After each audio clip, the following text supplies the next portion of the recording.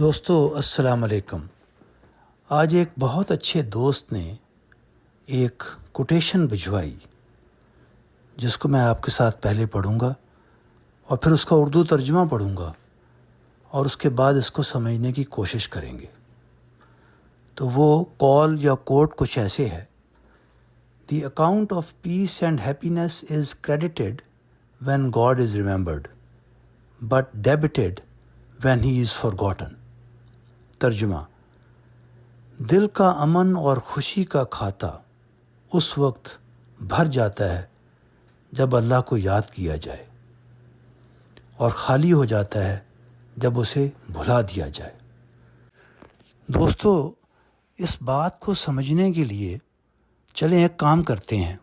یہ امیجن کریں یا یہ تصور کریں کہ ہمارا دل ایک روحانی بینک ہے، یعنی ایک بینک اکاؤنٹ ہے۔ جب بھی ہم اللہ کو یاد کرتے ہیں، چاہے دل میں، زبان سے یا نماز میں یا دعا میں، تو ہمارے دل کا اکاؤنٹ امن، خوشی، تسلی اور روحانی طاقت سے بھر جاتا ہے۔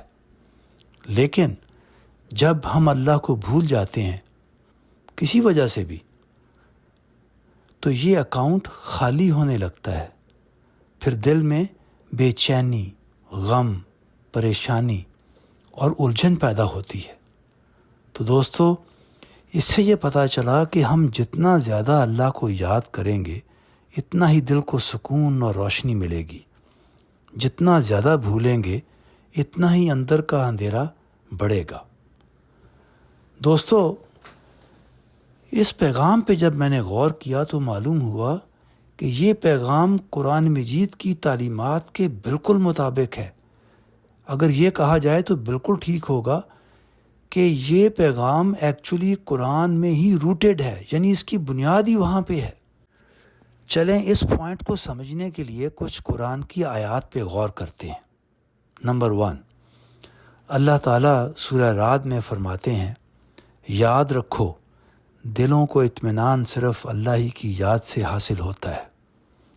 دوستو، اس آیت سے ہمیں صاف پتہ چلتا ہے کہ اصل سکون یعنی ریئل پیس دولت، شہرت یا طاقت سے نہیں آتا، بلکہ اللہ کی یاد ہی سے دل کی راحت ہے، یعنی اللہ کی یاد سے دل کو سکون ملتا ہے۔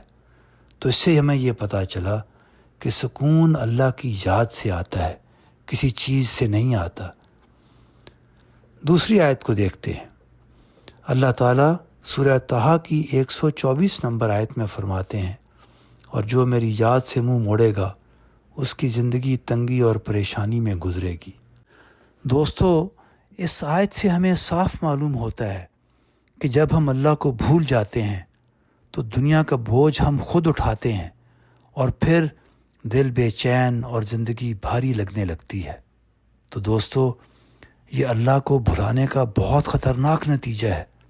اسی لیے ہمیں اللہ کو کانسٹنٹلی، یعنی ہر وقت یاد رکھنا ہے، تاکہ ہماری زندگی میں تنگی اور پریشانی نہ آئے، کیونکہ زندگی کا بوجھ اٹھانے کے لیے ہمیں اللہ کی ضرورت ہے، اور اس کی یاد ہی سے ہم میں یہ حوصلہ پیدا ہوتا ہے کہ ہم زندگی کے ہر قسم کے چیلنجز کو فیس کر سکیں۔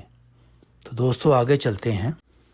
پوائنٹ نمبر 3، اللہ تعالیٰ قرآن کی سورہ یونس آیت 57 میں فرماتے ہیں: اے لوگو، تمہارے پاس تمہارے رب کی طرف سے ایک نصیحت اور دلوں کے امراض کی شفا آ چکی ہے۔ دوستو، اللہ تعالیٰ قرآن میں ہمیں بتاتے ہیں کہ قرآن شفا ہے، یعنی دلوں کی بیماریوں، دکھوں اور تکلیفوں اور بے سکونی کا علاج ہے۔ دوستو، اس سے پتہ چلا کہ اللہ کی ریممبرنس، اللہ کی یاد ہمارے لیے کتنی امپورٹنٹ ہے۔